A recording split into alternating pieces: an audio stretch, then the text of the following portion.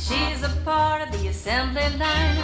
She's making history, working for victory. Rosie, the Riveter, keeps a sharp lookout for sabotage. Sitting up there on the fuselage, that little friend can do more than the men can do. Rosie, the Riveter. Rosie's got a boyfriend, Charlie. Charlie, he's a Marine.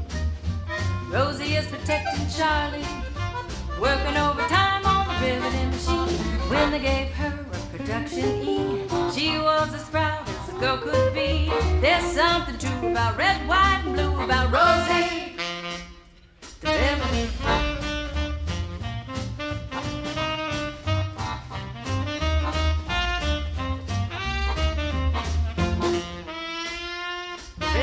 Rosie buys a lot of war bonds. That girl really has sense, wishing she could purchase more bonds, putting all the cash into the national defense. Senator Jones, who's in the know, shouted these words on the radio.